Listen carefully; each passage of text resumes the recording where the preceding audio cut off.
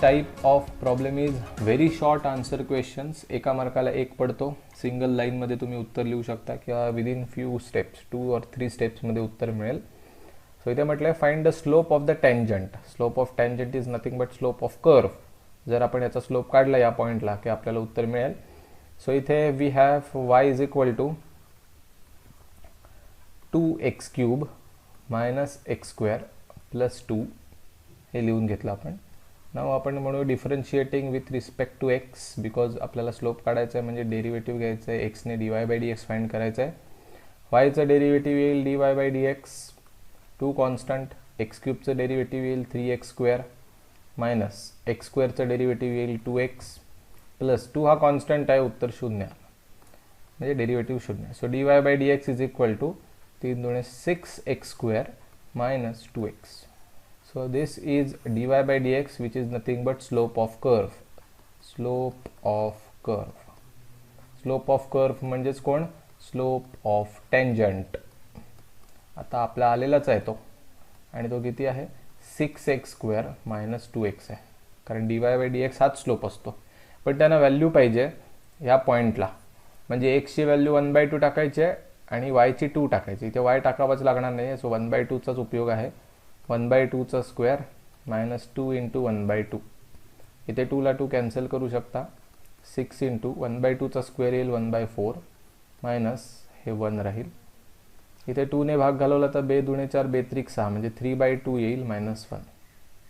3/2 minus 1 means 1/2. Cross multiply करून काढू शकता. 2ने इथे मल्टिप्लाय केलं तर 3 वजा 2 1 आणि डिनॉमिनेटर 2 झालेला असेल. So this is slope of tangent. That's it. Next problem number 2. पुन्हा 1 मार्काचाच आहे. इथे म्हटलं आहे displacement of the particle at time t is given by this equations. We have s is equal to 2t³ minus 5t² plus 4t minus 3. आता जो problem दिला आहे तो फाइंड द व्हेलॉसिटी म्हटलं आहे, म्हणजे याचं डेरिव्हेटिव्ह घेतलं की व्हेलॉसिटी मिळेल. So differentiating with respect to t इथे येईल ds/dt is equal to 2 constant. t³ derivative येईल 3t² minus 5 constant. t² derivative 2t plus 4 constant. टीचं डेरिव्हेटिव्ह 1, 3चं 0 म्हणजे व्हेलॉसिटी मिळाली. त्याच्यात फक्त t ची व्हॅल्यू 2 टाक. So t is equal to 2 put करा की तुम्हाला व्हेलॉसिटीची मॅग्निट्यूड मिळेल 6 इंटू 2चा square minus 10 into 2 plus 4. So 2चा स्क्वेअर 4 6 चौक 24 वजा 20 अधिक 4 म्हणजे 4 प्लस 4 8 मीटर पर सेकंड. आता इथे मीटर सेंटीमीटर किलोमीटर असं काहीच सांगितलं नाही. सो तुम्ही मीटर पर सेकंड लिहा, सेंटीमीटर पर सेकंड लिहा, डझंट मॅटर. तुम्हाला मार्क नक्की मिळतील. व्हॅल्यूजमध्ये त्यांना इंटरेस्ट आहे. एखादं लिहिल 8 युनिट पर सेकंड. तुम्हाला हवं ते युनिट घ्या, मग centimetre metre kilometre. Next problem आपल्याला प्रूव्ह करायचं आहे की the given function is increasing function for x belongs to r. This means x belongs to r म्हणजे एक्सची व्हॅल्यू कुठलीही घ्या, कुठलाही रिअल नंबर, फक्त कुठली घेऊ नका, 0 घेऊ नका असं ते म्हणतात. का त्याचं रिझन आता कळेलच पुढे. So we have f(x) is equal to x minus 1/x. Increasing decreasing करण्यासाठी डिफरन्शिएशन लागतं आपल्याला, ते घेऊया. f(x) हे फंक्शन आहे, त्याचं डेरिव्हेटिव्ह येतं f'(x) इज इक्वल टू एक्सचं डेरिव्हेटिव्ह 1 मध्ये मायनस 1/xचं डेरिव्हेटिव्ह असतं मायनस 1/x². सो f'(x) ची व्हॅल्यू काय आली बघा, हा 1 हे मायनस मायनस झालं प्लस 1/x². सो आता तुम्हाला लक्षात येईल की ते 0 का नको म्हणाले, कारण 0 जर टाकलं डिनॉमिनेटरला तर ते उत्तर सोडवताच येणार नाही. Undetermined form, indeterminate form. मग म्हणूनच इथे 0 नको यायला, म्हणून मॅथमॅटिकली इनकरेक्ट नको व्हायला, म्हणून त्यांनी सांगितलं की 0 नका सिलेक्ट करू, बाकी तुम्ही कुठलीही रिअल व्हॅल्यू घ्या. आणि ते म्हणतात की हे इन्क्रीजिंगच आहे असं दाखवा. तर इन्क्रीजिंग होण्यासाठी ह्याची व्हॅल्यू काय आली पाहिजे, पॉझिटिव्ह आली पाहिजे. सो ते आपण नेहमी लिहितो तसं टू बी इन्क्रीजिंग फंक्शन होण्यासाठी f'(x) ची व्हॅल्यू जी आहे ती 0 पेक्षा मोठी पाहिजे. आता इथे स्ट्रिक्टली इन्क्रीजिंग नाही आहे, म्हणजे greater than or equal to 0 असं म्हटलं तरी चालेल, पण तसं काही येणारच नाही उत्तर, दरवेळेला पॉझिटिव्हच येईल. का ते आता बघा पुढे. That is F dash of x कसं असलं पाहिजे, पॉझिटिव्ह असलं पाहिजे, ग्रेटर दॅन 0. मग आता इथे आपण जर बघितलं तर या फंक्शनमध्ये एफ डॅश ऑफ एक्समध्ये डिनॉमिनेटरला कोण आहे, X square. So X square will किंवा is always positive. X square हा ऑलवेज पॉझिटिव्हच असणार फॉर कुठलीही व्हॅल्यू घ्या, एक्स बिलॉंग्स टू आर. रिअलमधली कुठलीही व्हॅल्यू उचला, त्याचा स्क्वेअर केलात, निगेटिव्ह घ्या नाही तर पॉझिटिव्ह घ्या नाही तर रॅशनल घ्या, इंटिजर घ्या, शून्य सोडून कुठलेही घ्या, निगेटिव्ह पॉझिटिव्ह, स्क्वेअर पॉझिटिव्हच येईल. मग पॉझिटिव्ह हे उत्तर जर पॉझिटिव्ह राहणार असेल, त्याच्यात 1 ॲड केला तर ते पण दरवेळेला पॉझिटिव्हच राहील. So therefore 1 + 1 upon x square is always positive for x greater than नाही, एक्स बिलॉंग्स टू आर. कुठलीही एक्सची व्हॅल्यू घेतली तर डिनॉमिनेटर पॉझिटिव्ह, त्यामुळे हे अख्खं उत्तर पॉझिटिव्ह. हे अख्खं पॉझिटिव्ह उत्तरमध्ये 1 ॲड केला तरीसुद्धा पॉझिटिव्ह. म्हणजे 100% f dash of x is positive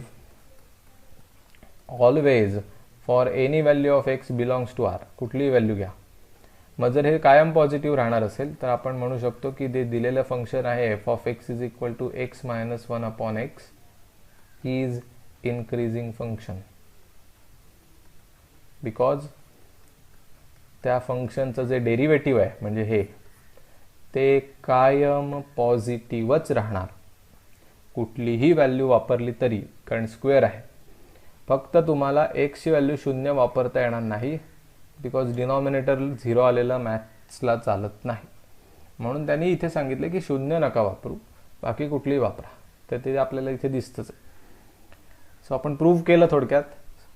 that's it. 1 मार्कासाठी छोटासा असा प्रॉब्लेम पडू शकतो. Next question number 4. Again we are suppose to show that this function is increasing for any value of x. इथे एक्सची value 0 टाकू नका वगैरे असलं काही म्हटलेलं नाही, कुठलीही टाका असं म्हणतात. सो ते डेरिव्हेटिव्ह घेतल्याशिवाय लक्षात नाही येणार. So we have F of x is equal to X minus cos X. ठीक आहे. आता आपण डिफरन्शिएट करूया. So differentiating with respect to X जर म्हटलं तर F of x is equal to F dash of x is equal to एक्सचं derivative 1 मध्ये मायनस कॉस एक्सचं डेरिव्हेटिव्ह असतं मायनस साईन एक्स. सो इथे 1 minus minus plus sine X झाला.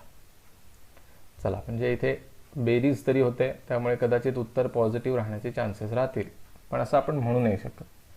बरं, यांना हे इन्क्रीजिंगच शो दॅट करायचं आहे. सो जर हे इन्क्रीजिंग हवं असेल to be increasing function, f dash of x derivative first order हे 0 पेक्षा मोठं पाहिजे, पॉझिटिव्हच पाहिजे. पण इथे स्ट्रिक्टली शब्द नाही आहे. सो अगदी 0 बरोबर इक्वल झालं तरी चालू शकतं, पण 0 बरोबर इक्वल किंवा पॉझिटिव्ह असावं, निगेटिव्ह असता कामा नये. मग आता हे उत्तर कसं येईल, तर साईन एक्सची व्हॅल्यू मी वाटेल ते टाकेन. सो आपल्याला माहिती आहे की sine X changes from, sine एक्सची व्हॅल्यू कुठपासून कुठपर्यंत येऊ शकते, चेंजेस फ्रॉम -1 to 1, म्हणजे यांच्यामध्येच व्हॅल्यू असते त्याची. -1 पण येऊ शकते, जसं की साईन -90 डिग्री किंवा साईन 270 डिग्री, इथे व्हॅल्यू -1 असते. साईन 90 डिग्रीला 1 असते. पण तुम्हाला असं कधीच दिसणार नाही की साईन थिटाची व्हॅल्यू 1 पेक्षा मोठी झाली आहे, असं कधीच दिसत नाही. बिकॉज साईन थिटाची किंवा साईन एक्सची व्हॅल्यूची रेंज ठरलेली आहे. कमीत कमी -1 उत्तर येणार, जास्तीत जास्त 1 येणार, त्याच्यामधल्या व्हॅल्यूज येऊ शकतात. आता हे आपल्याला का लक्षात घ्यायचं आहे, समजा या साईन एक्सची व्हॅल्यू -1 झाली, if sine x is equal to -1, तर काय घडेल, तर एफ डॅश ऑफ एक्सची व्हॅल्यू 1 - 1 0 येईल. देन पण 0 आलेलं चालणार आहे का आपल्याला, हो चालणार आहे, काय हरकत नाही. तसंच जर समजा इफ साईन एक्सची व्हॅल्यू 1 असेल positive, then F dash of x is equal to 1 plus sine एक्सची व्हॅल्यू 1 आपण टाकतोय, तर उत्तर 2 येईल. 2चा काही प्रश्नच नाही, 2 हा पॉझिटिव्हच आहे. सो आपल्याला उत्तर पॉझिटिव्हच मिळतं आहे. अगदीच मिळालं तर 0 मिळेल, कमीत कमी 0, जास्तीत जास्त 2. यांच्यामधली कुठलीही उत्तर आली, समजा 0 नंबर लाईनवर बघितलं 0 पासून 2 पर्यंत, याच्यामधलं कुठलाही नंबर घ्या, कुठलंही उत्तर घ्या, हे 100% पॉझिटिव्हच असणार आहे. सो आपण असं म्हणू शकतो, देअरफॉर एफ डॅश ऑफ एक्सची व्हॅल्यू कुठपासून कुठपर्यंत येते, 0 पासून 2 पर्यंत येऊ शकते. 2 पेक्षा आली तर लहानच येणार, अगदीच 2 येऊ शकते, आणि जर 0 एवढी झाली तर 0 येऊ शकते किंवा 0 पेक्षा मोठीच येईल. निगेटिव्ह कधी येणार नाही, कारण आपण साईनची जी मिनिमम आणि मॅक्सिमम रेंज आहे किंवा मिनिमम आणि मॅक्सिमम व्हॅल्यू आहे त्याच्यावरनं हा अंदाज लावला. कमीत कमी साईन एक्सची व्हॅल्यू आली तर -1, जास्तीत जास्त आली तर 1. जर -1 टाकून बघितलं तर 0 येत आहे, मॅक्सिमम टाकलं तर 2 येत आहे, म्हणजे बाकीची उत्तरं 0 आणि 2च्या मध्येच असणार आहेत. 0 आणि 2च्या मध्येच आपलं जे काही एफ डॅश ऑफ एक्सची व्हॅल्यू असेल ती येऊ शकते याच रेंजमध्ये. So F dash of x will lie in between 0 to 2. So therefore f dash of x is positive or 0 always. या दोघांपैकी काहीतरी एकच होणार. एक तर पॉझिटिव्ह येणार उत्तर, 0 आणि 2च्या मधलं कुठलं तरी. अगदीच 2 आलं तरी तो पॉझिटिव्हच आहे, आणि अगदीच 0 आलं तरी टेन्शन नाही आहे, चालणार आहे. ते स्ट्रिक्टली इन्क्रीजिंग म्हटलं असतं तर नसतं चाललं 0, पण इथे नुसतं इन्क्रीजिंग म्हटलं आहे. सो आपण म्हणू शकतो therefore f of x is positive for all values of x belongs to r. कुठलीही व्हॅल्यू टाका, कुठलीही रिअल नंबर टाका, फॉर ऑल एक्स असं म्हटलंय. एक्सची व्हॅल्यू सगळ्या कुठल्याही टाका, वाटेल त्या. 0 टाकलं तरी चालेल. साईन 0 किती होतं, 0. मग 1 + 0 किती होणार, 1. म्हणजे उत्तर पॉझिटिव्हच राहिलं. उत्तर किती राहिलं त्याच्यापेक्षा ते पॉझिटिव्ह राहिलं, याच्यात जास्त आपल्याला समाधान आहे. That's it. एवढं लिहिलं की इनफ आहे. चौथा प्रॉब्लेम संपला. लिहून घ्या, समजून घ्या. नेक्स्ट प्रॉब्लेमकडे वळूया. Next problem number 5. पुन्हा एक शो दॅटच आहे. हे दिलेलं फंक्शन आता इन्क्रीजिंग, एक्झॅक्ट इन्क्रीजिंग पाहिजे, म्हणजे स्ट्रिक्टली इन्क्रीजिंग. सो इथे कंडिशन बदलेल की F dash of X first order derivative हे पॉझिटिव्हच पाहिजे, 0 पण नाही चालणार. सो बघूया. F of x is equal to आपल्याकडे दिलं आहे x³ + 10x + 7.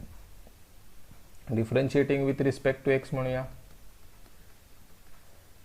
F of X येईल F dash of X, x³ derivative येईल 3x² + 10 कॉन्स्टंट, एक्सचं डेरिव्हेटिव्ह 1, 7चं 0. So we got F dash of x is equal to 3x² + 10. आता तुम्हाला लक्षात आलंच असेल, मध्ये एकतर प्लस आहे म्हणजे 10 ॲडच होणार आहे दरवेळेला, आणि इथे x² आहे म्हणजे सगळी जबाबदारी x² वर आहे. बरं, इथे कुठेही मायनस वगैरे नाही आहे. सो आपण असं लिहू शकतो, x² is always positive for all values of x belongs to r. कुठलीही व्हॅल्यू घ्या, रिअल नंबर कुठलाही, निगेटिव्ह पॉझिटिव्ह काही फरक नाही पडत. 0 घ्या चालेल, पण स्क्वेअर हा पॉझिटिव्ह राहणार. इंटू 3 करा पॉझिटिव्ह, त्याच्यात 10 ॲड करा positive. So therefore 3x² + 10 is always positive. कुठली व्हॅल्यू घ्या एक्सची, बिलॉंग्स टू आर. रिअल नंबरमधली कुठली व्हॅल्यू घेतली तरी हे सगळं पॉझिटिव्ह राहणार. So therefore we are saying f dash of x is always greater than 0. Always for any value of x belongs to r. मग जर हे एफ डॅश ऑफ एक्स दरवेळेला पॉझिटिव्ह राहणार असेल, 0 अजिबात येऊ शकतच नाही. 0 कसं येईल बघा वाटल्यास. इथे एक्सची व्हॅल्यू 0 टाकली तर 0चं स्क्वेअर 0 होईल, 3ने मल्टिप्लाय केलं 0च झालं. पण 0मध्ये 10 ॲड झाल्यावर उत्तर 10 येतं. त्यामुळे उत्तर 0 कधीच येणार नाही, आलं तर पॉझिटिव्हच. देअरफॉर आपण म्हणू शकतो f of x is strictly increasing. कधी, for all values of x belongs to R. Next type of question is short answer questions, जे की 2 मार्काला असतील. 1 अशा पद्धतीने येऊ शकतात पेपरला. तर डेरिव्हेटिव्ह चॅप्टरमधनं काय येऊ शकतं, काय डिफिकल्टी लेवल असू शकते ती बघूया. पण पहिला प्रॉब्लेम म्हणतात find the slope of normal. So they are not interested in slope of curve or slope of tangent, त्यांना नॉर्मलचा पाहिजे. पण आधी आपण जोपर्यंत कर्वचं नाही काढत तोपर्यंत टँजंटचं नाही मिळणार, टँजंटचं नाही मिळालं तर नॉर्मलचं नाही मिळणार. सो प्रोसेस आहे. सो पहिल्यांदा आपल्याला we have equation of curve is this 3x² minus y² is equal to 8.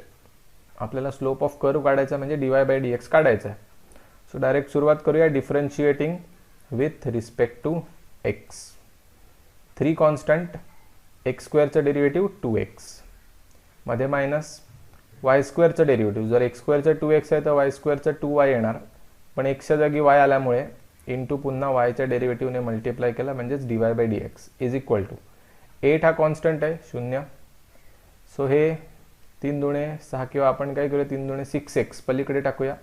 So हे मायनस 2y इंटू dy/dx तसेच राहिले इज इक्वल टू हे 3 दुणे 6x पलीकडे गेल्यावर मायनस 6x झाला. सो देअरफॉर हे dy/dx as it is equal to हे minus 6x upon हा मायनस 2y इथे डिनॉमिनेटरला आला. राईट. फायदा काय होईल, मायनस साईन तर कॅन्सल होईलच, बेत्रिक 6 होईल. So dy/dx is 3x upon y. हा झाला स्लोप ऑफ कर्व, पण त्याची व्हॅल्यू आपल्याला काढायची आहे. त्याच्यात पॉईंट टाकायला आपल्याला जमला पाहिजे, तर x ची व्हॅल्यू 2 y ची व्हॅल्यू 2 आपण टाकू शकतो. सो ॲट 2,2 dy/dx किती मिळतोय बघा, 3 इंटू 2 आणि खाली पण 2. चला 2 ला 2 उडाले, dy/dx आलं 3. dy/dx आलं 3 म्हणजेच आपण असं लिहूया slope of curve is equal to m नाव लिहितो, त्याला 3 व्हॅल्यू आली म्हणजेच आपल्याला स्लोप ऑफ टँजंट पण मिळाला. Slope of tangent immediately is equal to m आणि तो पण किती आहे 3च आहे. m1 म्हणतो आपण टँजंटला, तर ते नाव लिहिलं. एकदा आपल्याला जर स्लोप ऑफ टँजंट मिळाला असेल तर स्लोप ऑफ नॉर्मल काढायला वेळ लागणार नाही. सो m2 हे नाव कोणाला देऊया आपण, स्लोप ऑफ नॉर्मलला. नॉर्मली आपण हेच करतो, स्लोप ऑफ नॉर्मलला m2 नाव देतो. आता आपल्याला काय माहिती आहे की नॉर्मल आणि टँजंट हे एकमेकांना ऑलवेज परपेंडिक्युलर आहेत. सो त्यांचा जो प्रोडक्ट असेल स्लोपचा तो कायम -1च राहणार. तर m1 ची व्हॅल्यू तुम्हाला माहिती आहे 3, m2 आपल्याला काढायचा आहे, -1 तसंच ठेवलं. So m2 is equal to -1/3 is the answer. So slope of normal काढायला सांगितला होता, तो आपल्याला मिळाला m2 -1/3. खाली एक टिपटाप लाईन लिहायची. Therefore, the slope of normal to the given curve is -1/3. खतम, प्रॉब्लेम संपला. एवढा डेटा लिहिणं तुम्हाला गरजेचं आहे जेव्हा 2 मार्काचा प्रॉब्लेम पडेल तेव्हा. आज आपण इथेच थांबूया. नेक्स्ट व्हिडिओमध्ये पुढचे 2 मार्काचे प्रॉब्लेम्स बघू.